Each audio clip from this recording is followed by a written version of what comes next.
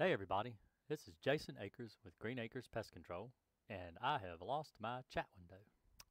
There we go. Good evening, everybody. Sorry I'm late, about 25 minutes later than what I intended to be tonight on the show. I try to be live by 10 o'clock, and tonight it's, well, 10:25, so I'm a little late. I wanted to get a little bit of research under my belt before I just to double check and make sure that I was right in what I am giving advice here, because as you can see from the title of the show tonight, we're going to talk about pregnancy and pesticides.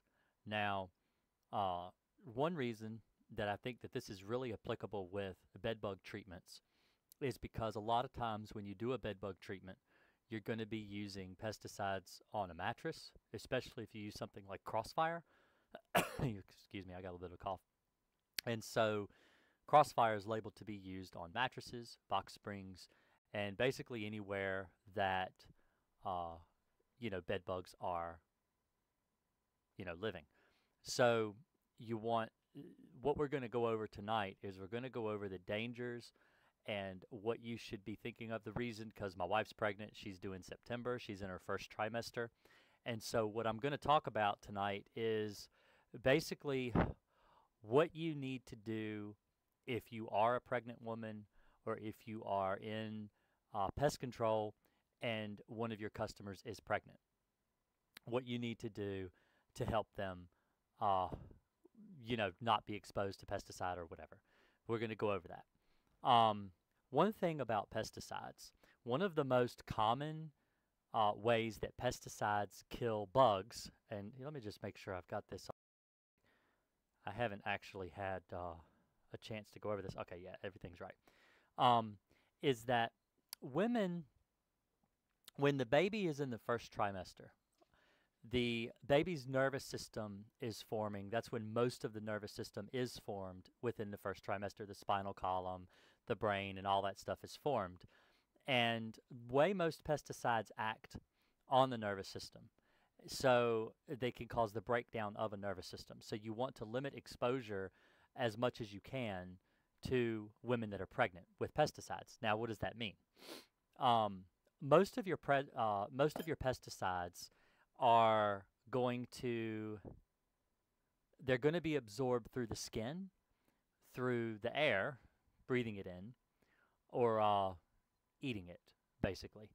So that's the way you're going to absorb. That's the way you're going to get, poisoned by pesticide. All right, you're not going to eat it. I mean, most people don't eat bug spray. I don't know of anyone who actually intentionally eats bug spray. If you were to spray it overhead and maybe a little bit of it were to miss down and catch in your mouth or something like that, as horrible as that sounds, which I've had it happen to me before, but, I'm in pest control. It's bound to happen to me eventually, with treating overhead, with drift and things like that. Also, with drift, you want to limit it to come into contact with skin, but that's the way it is on all labels, is you don't want to you want to limit the exposure in drift anyway. You want to be really careful to, like, if you're treating, for example, if you're treating around the outside of a home and you're treating some spiders like up near Eve or something like that, you don't want to do that on a windy day.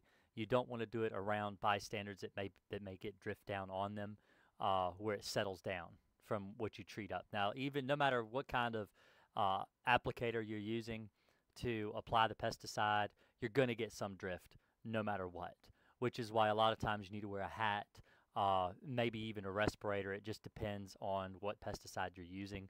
When it drifts down, you really want to limit exposure to yourself as pest control, but especially to pregnant women, and most especially in the first trimester because of exposure to the fetus. You don't want the baby's nervous system. You want it to be everything to be okay. So now, how does that coincide with Crossfire? Because if you've watched my channel enough, you know that I use Crossfire in a lot of my all of my bedbug treatments I do with Crossfire. Also, I use Alpine WSG as well in my bedbug treatments, as those are the two I recommend, the top chemicals I recommend. Now, there are lots of pesticides available on the market that you can use for bed bugs, but the reason that I am singling out Crossfire specifically is because it's labeled to be used on mattresses. And you're going to have someone who's pregnant possibly coming in and sleeping on the mattress after it's been treated for bed bugs. What do you do? What is your advice to a pregnant woman? If you'll just excuse me 1 minute.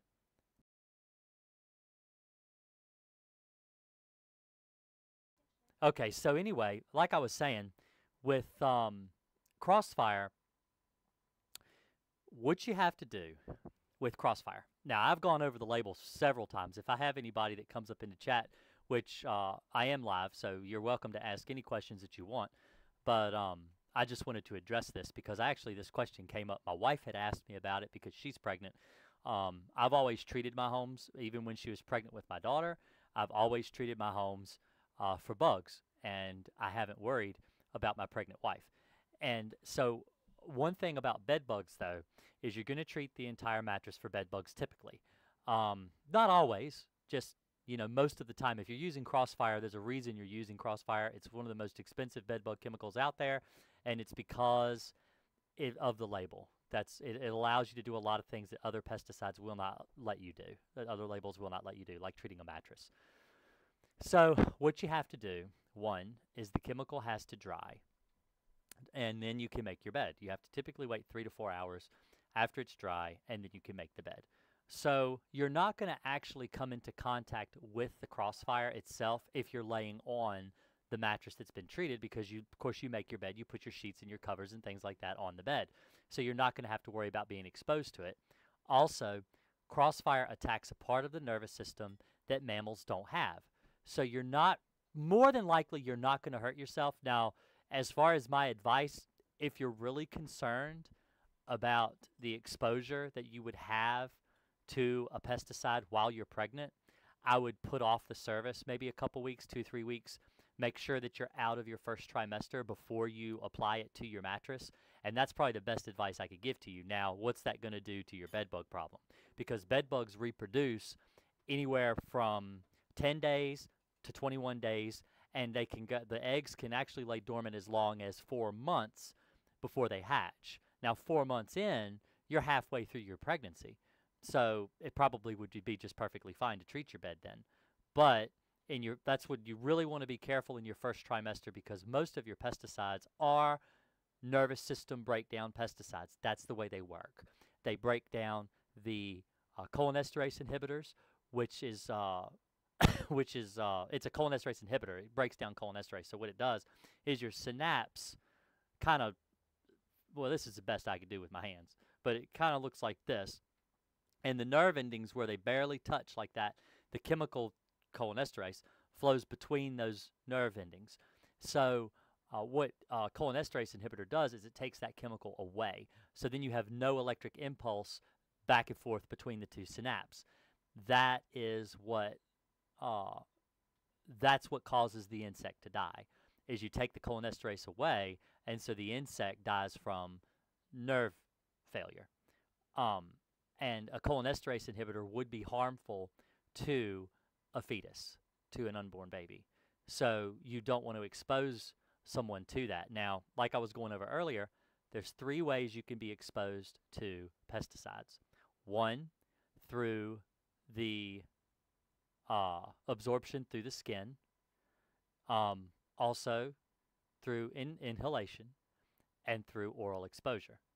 Now, if you're going to be really careful as far as an applicator, or yourself, if you're applying pesticides, then be careful not to treat overhead, so you don't get any drift.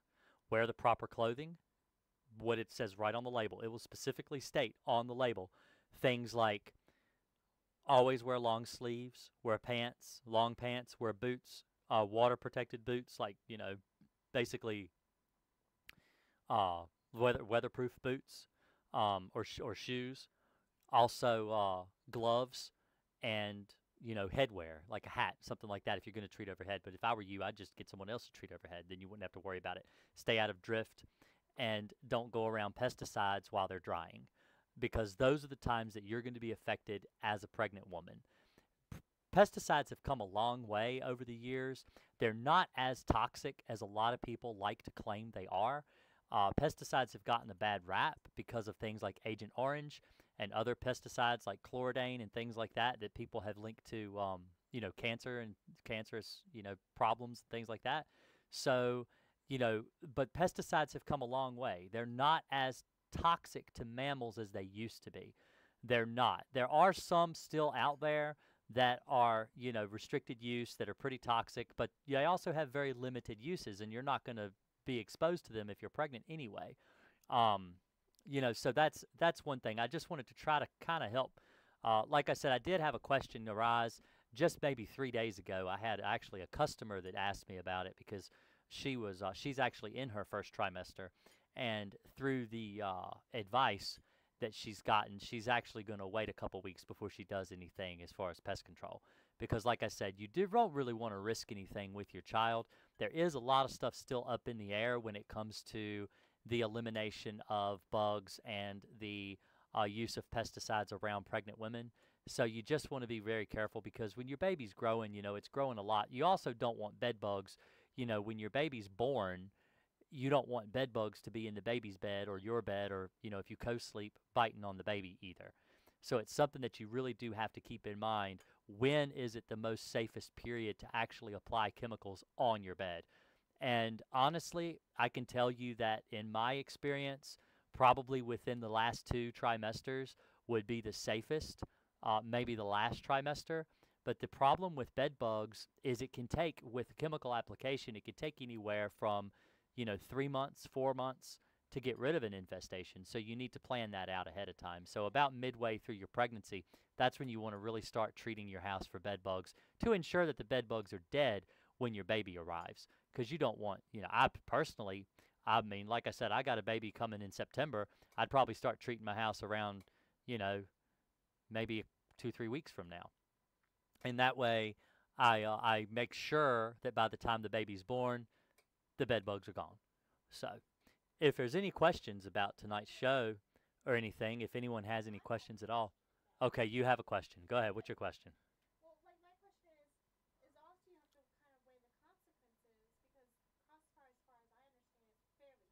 Right.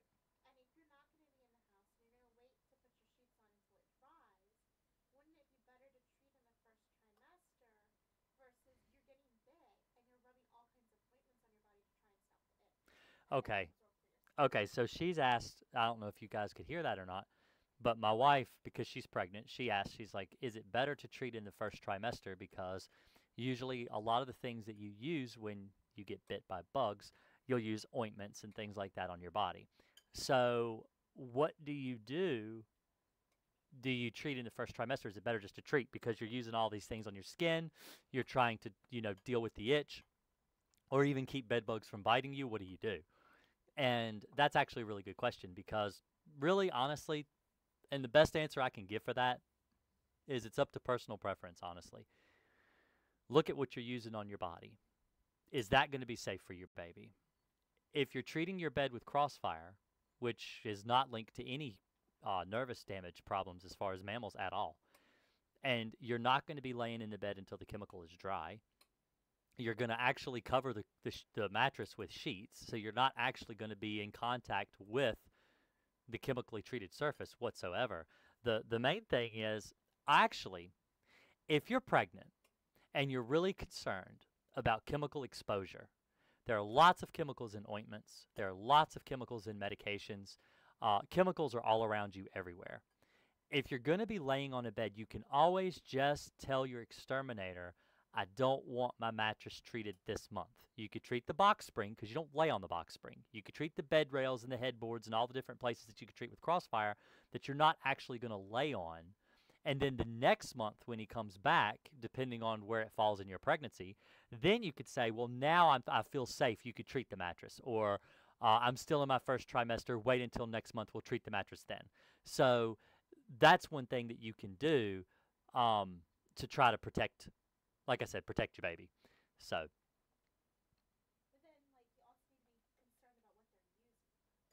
Right, you need to know what the exterminator is using in your house, and that is your right as a consumer.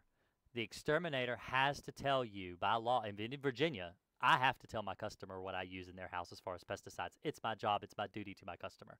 I cannot use a chemical in your house that I don't disclose to you what pesticide I'm using. That's the law in the state of Virginia. So, and I believe it's that law everywhere. You know, it's not like that's not the law everywhere else either. Pretty sure that's the law. So, anyway, I hope that I have been helpful tonight. Haven't really had anybody on the stream at all. So I guess if, you know, I guess because I was so late tonight, nobody really showed up. Hopefully I haven't made anybody upset. I've tried my best to get here. I was actually at Walmart tonight, and the lady that was checking me out, just to give you an idea, didn't even know what sweet potatoes were. So it was a rough night, you know, buying my groceries tonight. So anyway, hopefully this video has helped explain some things about pregnancy and pesticides. If I danced around the subject too much, I really apologize. I'm just trying to be honest. I try to give people the best advice, and I tell you what I do in my own circumstance myself, because my wife is pregnant, and I do treat my house. I actually have treated my house within the last couple weeks for ants. So it's not something that concerns me. I'm very safe with the way I apply the chemicals. I do a crack and crevice treatment, so the chemicals are not going to be, you know, around my wife. The only way she's actually going to be exposed to the pesticide is if she physically herself rubs her fingers down into the cracks where the chemical is effective. And, you know, once that's dry, that's not going to come off on her anyway. So you're not going to have that kind of transference of chemical when it's dry. Not to humans. Bugs, but not people. So hopefully this has explained some things about pregnancy and pesticides.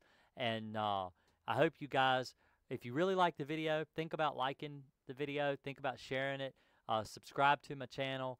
And don't forget to hit the notification bell so when I do these live streams like this, you can get notified as soon as I go online. I really appreciate it. You guys have a really great night. And I'll see you guys next week, Saturday night. That's when I do my my live streams. So after 10 o'clock, Saturday night, Eastern time. So hopefully that'll help you guys out. And I'll be seeing you later. Thanks.